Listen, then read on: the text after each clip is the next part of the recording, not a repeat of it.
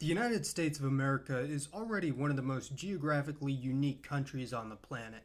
From the tropical islands of Hawaii, the frozen tundras of Alaska, or the harsh deserts of the Southwest, this country really does have it all. And in addition to that, the country's demography is just as diverse as its geography. But which regions are the most unique?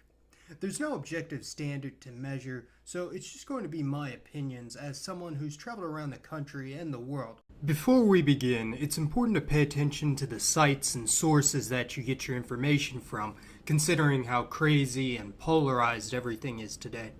That's why I'm genuinely excited to talk about today's sponsor, Ground News. Founded by a former NASA engineer, their app and website gathers articles from more than 50,000 news sources worldwide. Those articles are then grouped together to compare coverage in real time and uncover hidden biases. They're a service that has been touted by many for their unique insights it's able to give on many different topics around the world, and wow, do they really have everything. Recently, there's been reports where the U.S. says Iran cyber operations targeted the Trump and Harris campaigns. Instantly, you can access more than 200 articles that have covered this story, including outlets like Al Jazeera out of Qatar or TASS, a right-leaning Russian government-owned source. Looking at the bias distribution, we can see that over 80% of coverage is coming from the left and center, making this a potential blind spot for the right.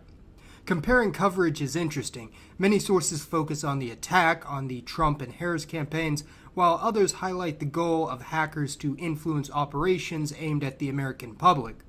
I appreciate that they provide visual context to help me see how reliable the news sources are and who owns them, information that many other platforms either censor or remove altogether. With Ground News, you can see the coverage of nearly any topic or scandal floating around the information space, and I truly am glad to work with such a prestigious company. I encourage you to check them out in the link in the description, the pinned comment, or go to ground.news/Masaman for 40% off the Advantage plan I use for unlimited access to all the features. Huge thanks to Ground News for sponsoring this video and sharing this opportunity. Now back to the video. The indigenous peoples of the territories that became the U.S. were already extremely diverse since before the country was founded, but now with immigration from Europe, Africa, and Asia, it really is a sort of global melting pot. Although let's just say that some groups are cooked a bit more than others. So let's take a look at regions from every corner of the nation that are distinct in one way or another and have connections to each other as well as people and places all over the globe. Alaska is already one of the most unique states of America, geographically separated from the lower 48 by British Columbia and taking the prize for the most northern, eastern, and western state in the country. Alaska was originally colonized by the Russians, who landed in North America after conquering the entirety of Siberia and northern Asia, but the number of Russian settlers was relatively low, only a couple thousand, with a few thousand more of mixed ancestry known as Alaska Creoles. However, a significant proportion of Alaskan natives in the southern half of the state, where the Russian presence was strongest, converted to Eastern Orthodoxy, and a significant proportion of natives are still Orthodox to this day. Only a small proportion of Alaskan nowadays have Slavic ancestry, but they are concentrated in various regions in the south, such as Kodiak Island, as most Alaskans are descended from other ethnic groups predominant in the mainland, such as those of British, German, and Scandinavian descent. Alaska can be divided into roughly 4 regions, each of which varies significantly from the rest.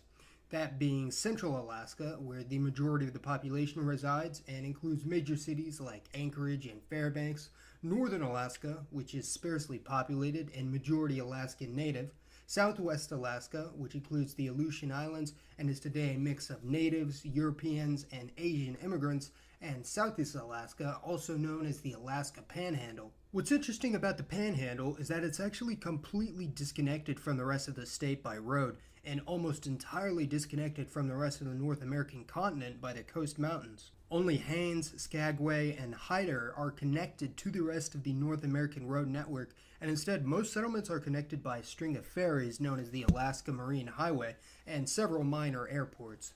The average Alaskan travels by plane around 3 or 4 times more than the average American per year. Due to this, the culture and politics of the Panhandle are very different from the rest of the state and have been compared more to British Columbia and the Pacific Northwest, being much more liberal and irreligious than Alaska as a whole.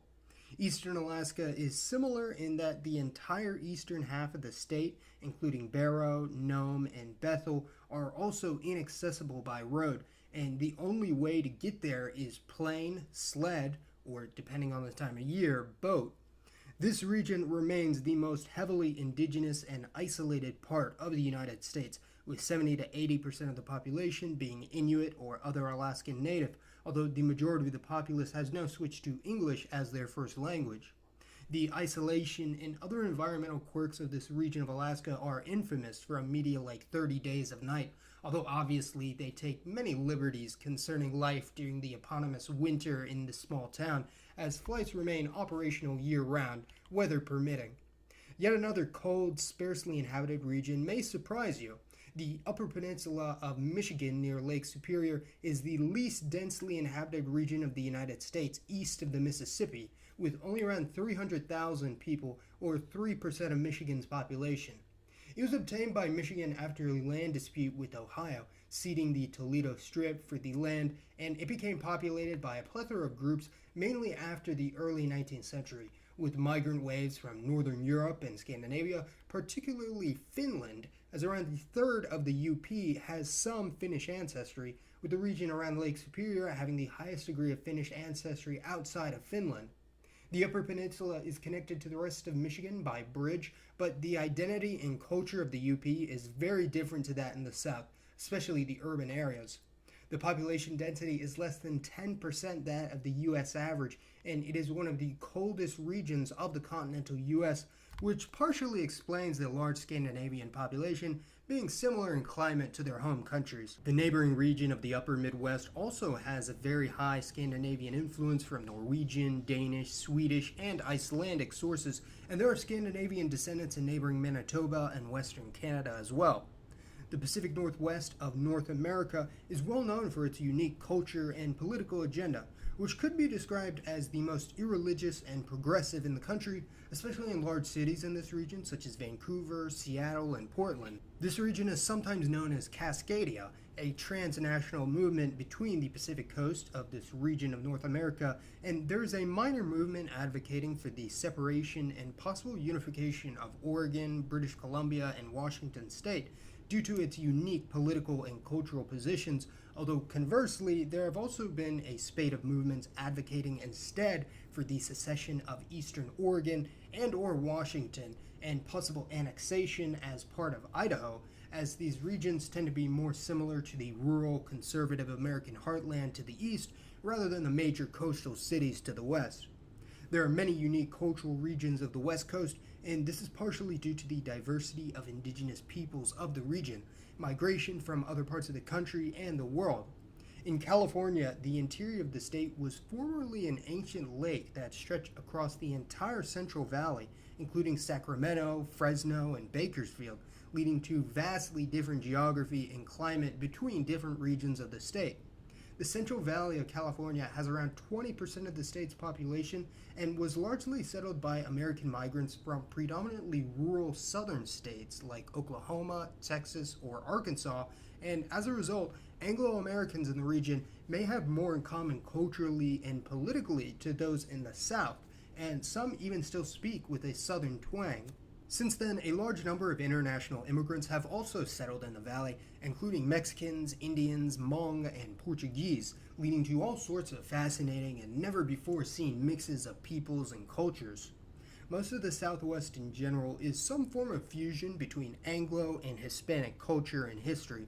The Hispanic groups of the Southwest include the Tejanos, Nuevo Mexicanos, and Californios, but even among these post-colonial settler societies, the culture differs greatly by which region and group you're talking about. For instance, in Texas, the culture along the Rio Grande border region varies significantly between El Paso and the Trans-Pecos region and the Rio Grande Valley to the southeast that includes McAllen and Brownsville. Those in the Trans-Pecos region have a culture more similar to that of New Mexico than to the rest of Texas in many ways, while the Rio Grande Valley in South Texas is mostly populated by second and third generation Mexican Americans, with the oldest communities of Anglos and Hispanics in the region dating back to colonial times, now being a small minority in the region.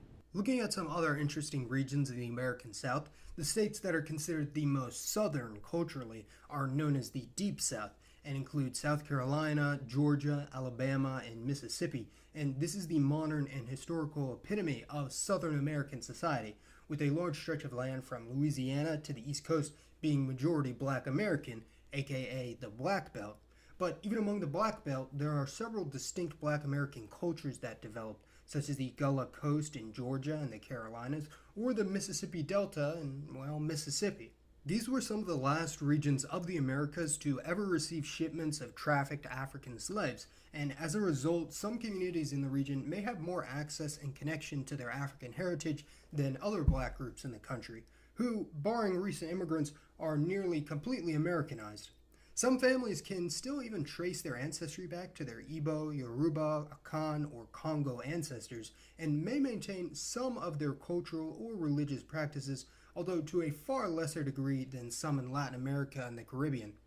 One region of the southeast United States that is technically the southernmost area of the entire contiguous United States that's not really considered culturally southern is South Florida in the Miami metropolitan area. This region has transformed massively in the past century, as 100 years ago in 1920, Miami-Dade County had less than 50,000 residents. However, there was a gradual influx of migrants coming from other regions of Florida that increased the population to nearly 1 million people by 1960. And in the past several decades since then, this region was inundated not just by Americans from all over the country, particularly northeastern states like New York and Pennsylvania, but also from the whole of Latin America and the Caribbean, who make up around 2/3 of Miami-Dade's nearly 3 million inhabitants. For this reason, South Florida as a whole is very different than Northern Florida and the rest of the American Southeast, being an amalgamation of the country and really the entire Western Hemisphere as a whole. South Florida has also effectively become the third largest hub of Jewish settlement in the world outside of Israel, being beaten only by the Jewish communities of the Northeast and Southern California. To give some context, the largest Jewish communities in the world 100 years ago were in Poland, Russia, the Balkans, and North Africa. No one could have predicted that this remote peninsula with only 50,000 inhabitants would be home to over 500,000 Jews a century later.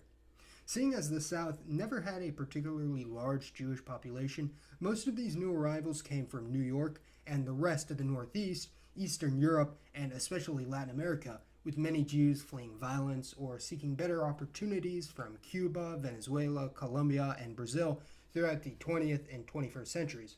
In this region of Florida, you can basically find every ethnic, religious, and national combination of identities that you could think of, and it's going to be very interesting to see how the situation evolves in the upcoming decades. Another unique region in the South that's been gaining more and more attention as of late is the Cajun country, aka Acadiana in Louisiana, and is the homeland to all things Cajun, Creole, and French in the American South. Although the proportion of individuals who speak Cajun or another French dialect has been steeply declining in the past several centuries, the Francophone descended population has a fascinating history and distinct culture that is a fusion of French colonists, Acadian refugees from Canada, Anglo-American Southerners, the indigenous peoples, and the African slaves. There are many ways other than language that their descendants are continuing to pass on their heritage, including the Roman Catholic faith, various holidays, traditions, and cuisines passed on through the generations, one of which became so popular that even the whole country knows about it. Although admittedly, most Americans aren't really so keen on learning the history or background of Mardi Gras. I mean, even I'm not really sure, other than it being a feast of excess consumption before the fast of Lent. Although, like most commercialized American holidays, this has largely lost most of its original religious connotations. The second concentrated hub of Franco-American history and culture today is far away from the South, in the northeast region of the country on the border with Quebec in New England. For nearly 2 centuries, a stream of French-Canadian citizens have departed from Quebec or the historic Acadia permanently and settled in border regions in Maine, New Hampshire, Vermont, and even upstate New York. Although there are over 1 million French and French-Canadian descendants in the region today, only a small minority are still fluent in the French language, as they are almost entirely assimilated into the Anglo-American culture of the Northeast, and something similar is already happening in the Southwest with traditionally Spanish-speaking immigrants whose descendants are ditching Spanish and assimilating into American culture much faster than the French immigrants did. And this is partially due to the massive scale of migration from Latin America and the connection of modern immigrant groups to the rest of the country as a whole through the internet and other forms of mass media. There are so many other unique regions of the country that we didn't get to cover in this video, but that's because I'm actually saving them for the next video, which will cover some of America's most unique island communities, which will include locales as diverse as Hawaii, the Aleutian Islands, the Florida Keys, and many others, so keep an eye out for that. Please let me know which regions of the United States of America, big or small, that you find to be the most intriguing, and let me know your thoughts on some of these places that you may have visited or even currently live in, and how accurate I was in describing the local culture and history. Thank you all so much for watching. This is Mason. I'll see you in the next one.